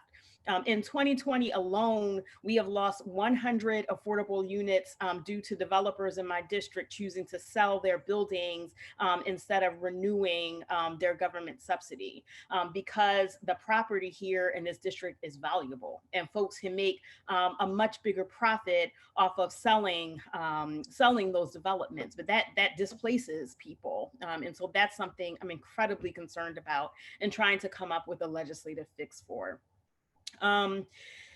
Let's see, sorry. I also think we have to be smarter about how we use publicly owned vacant land and properties, which was why the encampment was so exciting. We have a lot of publicly owned vacant land and property in the city. I have a lot in the 3rd district, but what right now, you know, because of where the city is financially, I feel like we often have an incentive to give away that property to the highest bidder. And even when we're giving away that property, or sorry, a lot of times we're selling that property to the highest bidder. But even when we're giving it away for free or at a nominal cost, we're doing so for housing that's not really affordable to people. So as an example, a lot of developers get publicly owned vacant land and property at, you know, for a nominal cost to do housing at 80% of AMI or at 120% of AMI. The median income here in the 3rd district is 30% of AMI. So what we're calling affordable is not affordable to people. And we need to be targeting our vacant land and property in a different way. And that was a key point made by the encampments. And I actually think what happened in terms of the setup of the community land trust was brilliant. I think we need to be promoting community land trust in gentrifying neighborhoods across the city. And I actually think we need a preference for community land trust in our disposition policy. And that's something that I'd like to achieve too through policy. And I think we need better protection for renters. At this point, we're a majority renter city. The majority of people in the 3rd district rent, and the majority of those folks are cost burdened. Last session, I was able to work with Council Members Gim and Brooks on the Emergency Housing Protection Act to protect renters facing a COVID-related income loss. We're amending those bills now to give folks even more time and even more protection. But even coming out of COVID, we have to make sure that we have strong protections for renters because they are the most vulnerable folks in the city from a housing perspective. And so I guess I'll stop there just in terms of the things that I'm working on and that I'm thinking about. But I really appreciate the opportunity to be here. I appreciate that so many people across the country are excited about this. And I appreciate the folks actually sharing their lived experiences on this call because that's the only way we'll be able to generate policies that actually work. So thank you so much. Thank you so much, Councilmember Gauthier, for your advocacy, your actions, your voice, your perspective, and for being here tonight. I'm grateful to you. And to all our speakers, I am so happy that we were able to do this. To Julia for organizing it with me, my former student, who's never a former student. All my students are my students forever. And Julia knows that well. But I want to be very respectful of everybody's time. I know it's late and we all are trying to prepare for our Mondays. I did want to, if anyone is able to stay on for any questions and answers, but I understand if people need to jump off. Many of you have young children that you need to get in bed, including Nikil, including Samantha, who is my fellow advocate. I definitely want to be respectful of everybody's time, but I want to say that if you need to jump off now, you can. If anyone is able to stay, we can do questions and answers, but that's based on you and your ability. And I just want to thank everybody. And Jamie, that's no problem. Feed your hungry children. Thank you, Jamie, so much for joining us. We're indebted to you. Thank you, Jamie. And yeah, I'll stay on. If anyone else wants to stay on, they're welcome. Thank you again, everybody, for this incredible conversation and for your work. And thank you to Reginald and Latasha for sharing your experiences. I'm so grateful that you were here to teach us today. So thank you so much. But I'll keep the room open for anyone who wants to stay.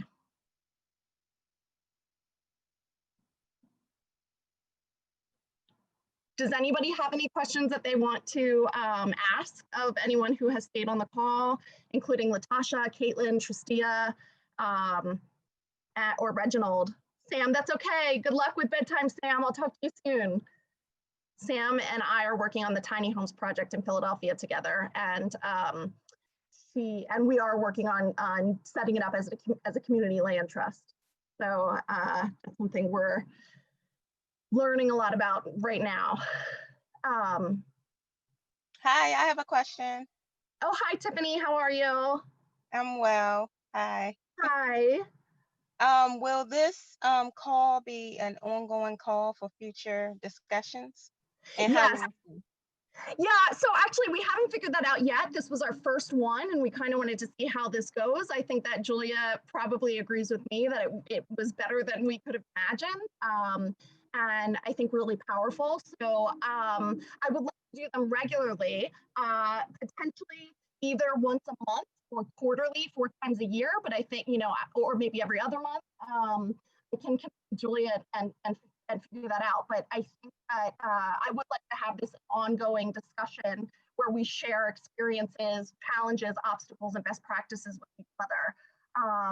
So I do hope, and I would love to have other speakers. So I'm excited to continue this discussion, and I will, everybody who's on this call, if you're able to drop your contact information, if you want, or I can put mine, I'll put mine in the chat.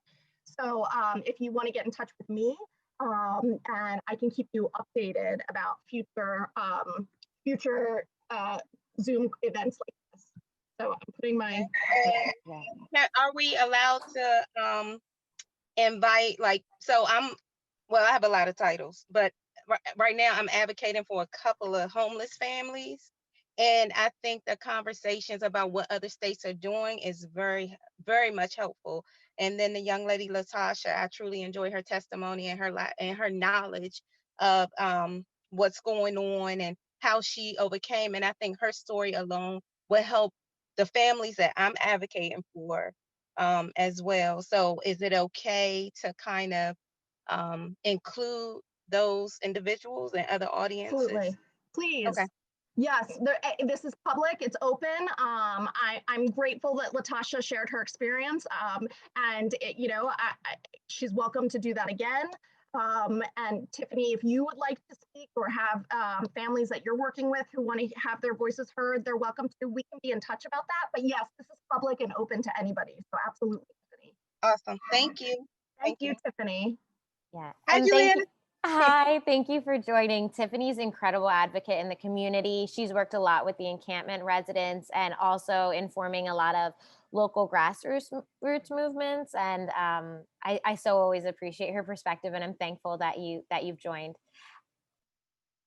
I see that Reginald has his hand raised. Go ahead, Reg. Reggie, I don't know. Go ahead. First, I want to say thank you to Tiffany for being on this call. We've done some great work together. Also with Miss Caitlin, we've done some great work together as well. Some things I do think we need to share from the District of Columbia is that one, the wealth gap of Black people is 88 times less than the average net worth of people who may not be Black. The other thing is, I think people need to focus in on also public housing, which was created to originally end homelessness, and I believe everywhere is losing the public housing stock. And for those cities who may not be into inclusionary zoning, please make sure your IZ does not target anything above 30% of MFI. You have to put it in there where it has to serve the lowest of incomes. And I suggest not doing a lottery. You should do, some coordinated access with that. Because that is the crux of the problem here in DC. Yes, we do have inclusionary zoning, but even that housing is not affordable to the people that need it. We in the District of Columbia also, just to let people know, we spend more per capita than every other jurisdiction in the nation on housing. But last year, we had 10,000 vacant rental units. And so, with the knowledge of this information, myself and others who are on this call today, including members of People Power Action, have put together the Vacant to Virus Reduction Plan. And this calls for us to secure those 10,000 vacant units and use them to help people who are unhoused socially distanced and to finally achieve achieve the housing stability that they need. We have a website for you to check out more information. It's in the chat, but I'm going to repeat it here: www.v2vr.info. Please check that out. It's a great idea if you have this kind of data in your jurisdiction, and you have these types of tax subsidies. I'm pretty sure you've given them out. We are using that to make sure that our unhoused community has a place to go during this emergency, and then we will add the wraparound services needed to support their stability. And I just want to thank people to be on this call, and also, remember, protect, preserve, and add more public housing in your jurisdiction. Be more restrictive on your inclusionary zoning, and secure any vacant spaces you got. Thank you so much, Reginald. That Yeah, was Reggie. perfect. That was perfect. Such a wealth of knowledge and expertise, and I'm grateful to have you here on the call, giving us these resources and knowledge. Thank you so much, Reginald, for sharing that. Any other questions or comments? I have a question. I think it's especially for the DC folks, because I'm curious if this is something unique that we're dealing with in Philly. So my name's Max. I'm a member of ACT UP Philly, which advocates for people with HIV. And in Philly, we've been fighting for housing for over 10 years, because that's the biggest barrier people with HIV face, and people face around prevention also. My question is, so folks have brought up continuum of care funding and how that's a national competitive funding. So Philly just lost one of our programs, was part of the tier 2 continuum of care competition, and they lost their funding. And it was housing for people living with HIV, and it was tenant based. And so folks were in apartments, and they lost that funding. And the city was like, oh no, I guess you're homeless now. We'll put you in our homeless intake service and send you to congregate shelters. So I'm wondering if other cities, when they lose continuum of care funding, have plans to keep people in their homes and sort of rearrange around the tenants instead of just kicking people back into the coordinated entry system. And also for folks in Philly who've been able to bring PHA to the table to provide housing for people exiting homelessness, is there a way that we could bring PHA to the table? Because we're just talking about 14 people who are getting ready to put into congregate shelter in the middle of a respiratory pandemic. Caitlin, can I put you on the spot? Have you had any experience working with any of these issues, or? I was gonna ask Reggie to answer. I think Reggie's probably better suited to it, but I'll just say that's crazy, especially if they have HIV. Like, why? Like, that's just an insane thing. I know, and I will say too that I wouldn't be surprised if the answer that Reggie gives is not great, that like people would be put back into the continuum of care, because we see that cycle happen a lot, especially with people who are in rapid rehousing, which I'm not sure if are you familiar with that? Okay. So I know this is slightly different, but it's kind of the same idea where like they get kicked out of that program and then they do end up back going through that same cycle again without continuity. But I will see if Reggie has more information on this. Yes. So one of the things that, well, to start off, I actually am an appointed consumer to what is called our Interagency Council on Homelessness. That particular body is the governance mechanism for our continuum of care, and we have an entire process where we help out our programs not lose funding. We even have a report card system in which we do data performance management in that, and to help programs that may score lower on that NOFA funding that comes out from HUD every year. So I think that, if you have a continuum of care board, that would be the place to kind of start with that. As far as people, being, exited into, shelter and recidivism, yes, we are experiencing that with rapid rehousing. I think that is tied to We don't have regulations on the housing price. Right now, actually, even though we have a $15 minimum wage, our housing costs had already outpaced the $15 minimum wage. So that's one of the national discussions that we need to have. Should real estate and the property and housing market continue to be a free market after it's been so harmful to people in the past? And we need to have that discussion across this country.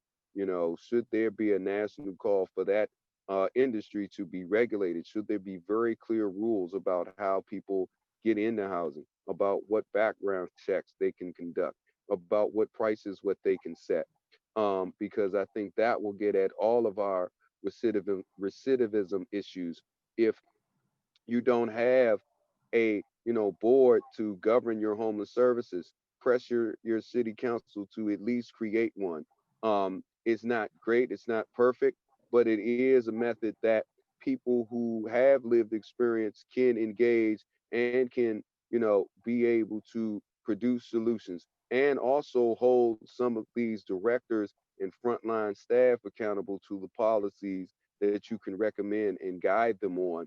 um, these are things that we do here in the District of Columbia. No, it's not perfect, but we do have frameworks in place to put us in a better space. And unfortunately, because we do so well in small areas, we get vilified for that. But I'm a rigid guy.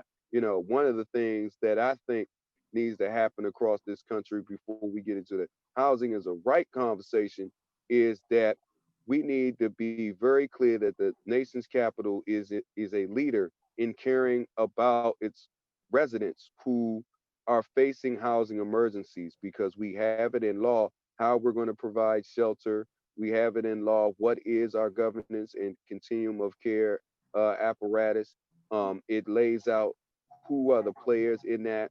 It designates that people have that have lived experience be a part of that process, and provides a seat at the table for them.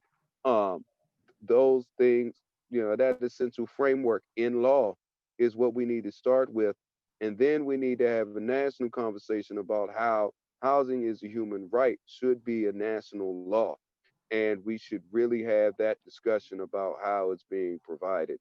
As far as like housing authorities, we have trouble with ours too. They're quasi government agencies, but I have at least one meeting a month where I can directly engage with our housing authorities director. And if we disagree, then we can disagree to each other's face.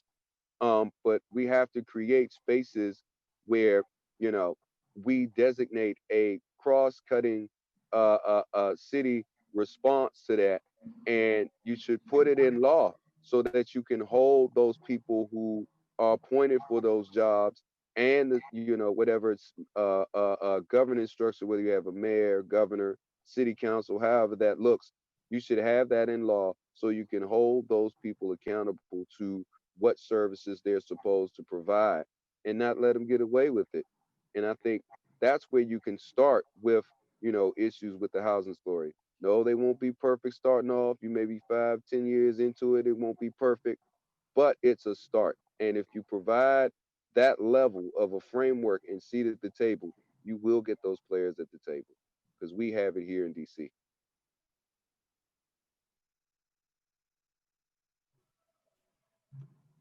Thank you so much, Reginald. That was really important and powerful context. I can't wait until the pandemic is over because I need to meet you in person. And I think that DC can be a leader and can teach us how to do this better in Philadelphia. Max, you were mentioning this question about how do we continue to put pressure on PHA? And I think we just continue to do this. So even though this negotiation and this deal was made and the houses are becoming available, a few things. First of all, the houses were not always in the best housing stock. So they gave us houses, but they weren't always, viable houses. And so I think that even though this was an incredible victory, we need to continue to put pressure on PHA. So the fight is not over. even though the encampment is, the fight continues. And I think that we need to take that fight to the press, to the courts, to the legislative halls, and to the streets. And I think that it's been inspiring to see all the pressure that was placed on PHA in the city this summer in Philadelphia.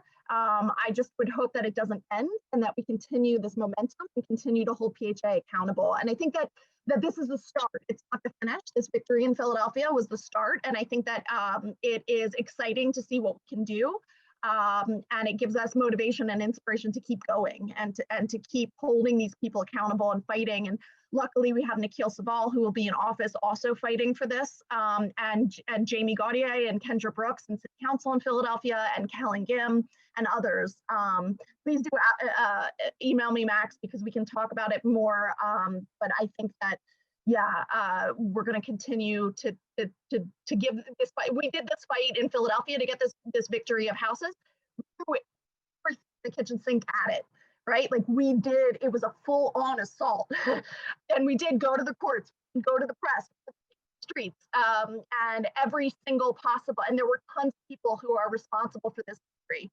It was, you know, there were so many people who came out to support, and I think that that's incredibly beautiful, and we need to keep that going. So Max, thank you for the work that you do, and thank you for your advocacy, and I'm looking forward to meeting with you and working together to keep the pressure on PHA, and to also meeting with Reginald when the pandemic is over, because we clearly need to clone Reginald. And so I actually need to go to the bathroom. And I think some of us do need to get off. So I did share my contact information in the chat, and do feel free to reach out to me, any of you.